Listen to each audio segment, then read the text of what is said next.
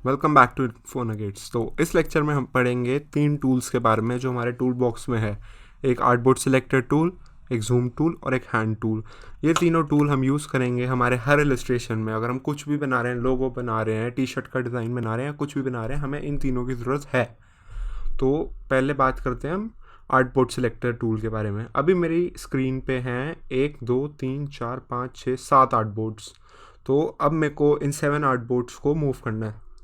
तो मैं artboard selector tool को यूज़ करूँगा। अपने जो टूल बॉक्स पैनल में है, चूज़ करा मैंने इसको। अब जैसे कि मेरे को आर्टबोर्ड नंबर 7 को मूव करना है, मैं आर्टबोर्ड नंबर 7 पे क्लिक करूँगा और मुझे इसको जहाँ मूव करना है मैं कर सकता हूँ। अब artboard number 6, same for artboard number 4। तो ऐसे ही मैं सारे आर्टबोर्ड्स को मूव कर सकता हूँ। अब अगर मुझे कोई आर्टबोर्ड डिलीट करना, फॉर एग्जांपल मेरे को आर्टबोर्ड नंबर 7 डिलीट करना, मैं 7 पे क्लिक कर दूंगा और अपना डिलीट बैक स्पेस का बटन दबा दूंगा। सिंपल। आर्टबोर्ड नंबर 3 डिलीट करना है, अगर मेरे को 3 पे क्लिक करूँगा, डिलीट कर दूंगा।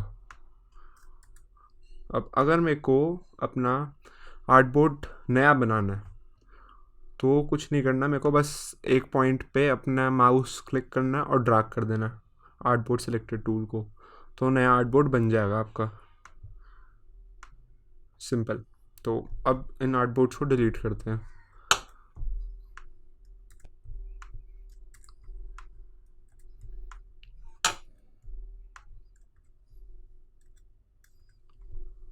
अब ये जो आप वाइट स्क्वायर देख रहे हो, ये एक आर्टबोर्ड नहीं है, ये एक स्क्वायर वेक्टर शेप है जो मैंने बनाई थी। तो हम इसको डिलीट नहीं कर सकते। इसको डिलीट करने के लिए हमें सिलेक्शन टूल पे जाना पड़ेगा। सिलेक्शन टूल के लिए हम वी दबाएंगे या फिर हम टूल बॉक्सेस ब्लैक कर्सर को यूज़ करेंगे।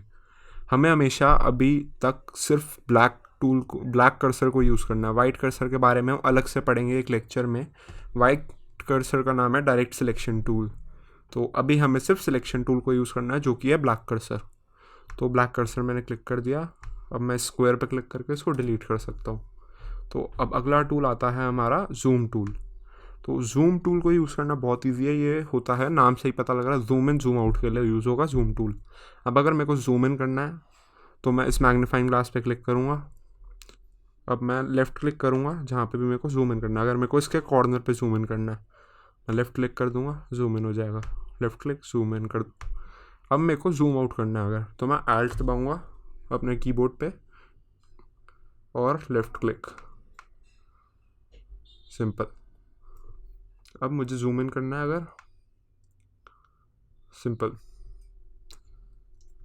तो अब जैसे अगर मेरे पास अभी मैकबुक एयर है, अब मैकबुक एयर में अगर मेरे को जूम इन और जूम आउट करना है तो जूम टूल के बिना भी मैं कर सकता हूँ। अगर मैं अपने माउस पे अपनी 2 फिंगर्स रख के, अगर मैं माउस पे 2 फिंगर्स को दूर लेके जाऊँ तो जूम इन हो जाएगा। अगर मैं इन 2 फिंगर्स को पास लेके आऊँ तो जूम आउट हो जाएगा। सिंपल।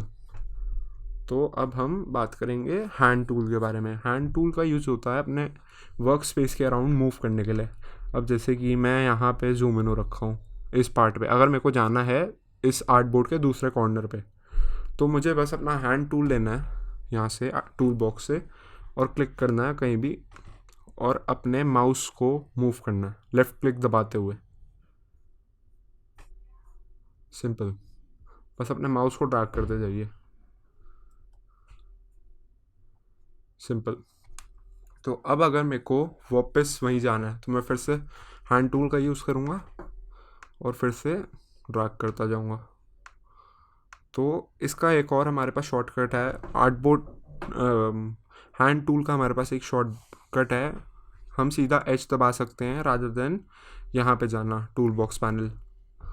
तो हम एच दबा के भी कर सकते हैं।